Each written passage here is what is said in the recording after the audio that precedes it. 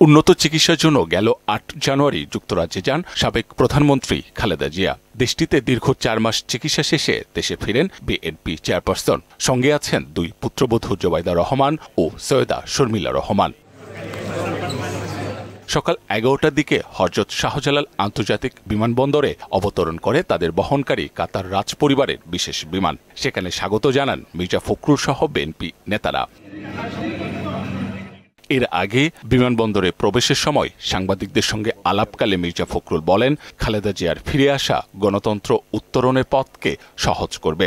আমাদের জন্য, জাতির জন্য আজকে আনন্দের দিন এবং আমরা আজকে গণতন্ত্রের উত্তরণের যে সময়টুকু, এই সময়ে তার উপস্থিতি আমাদের দেশের জন্য, জনগণের জন্য একটা অত্যন্ত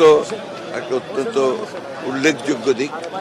আমরা মনে করি যে বেগম খালেদা জিয়ার এই উপস্থিতি, তার দেশে ফিরে আসা, এটা আমাদের গণতন্ত্রের উত্তরণের পথকে আরো সহজ করবে।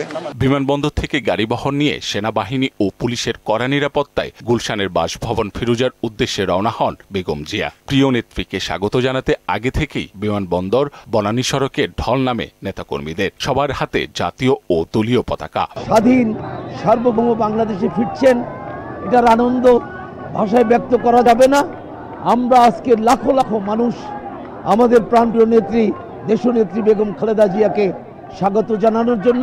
সত্যিকার অর্থেই এই জাতি মনে হচ্ছে নতুন ভাবে বাংলাদেশকে দেখতে পাবে। সে গণতন্ত্রকে পূর্ণ প্রতিষ্ঠা করে একটি নির্বাচনের মাধ্যমে জাতিকে এক করে এই বছর শেষে একটি নির্বাচনের ব্যবস্থা করবেন। খালেদা জিয়ার আগমন উপলক্ষে গুলশানের বাসভবন ফিরোজা ও আশেপাশের এলাকায় নিরাপত্তা জোরদার করে আইন শৃঙ্খলা রক্ষাকারী বাহিনী।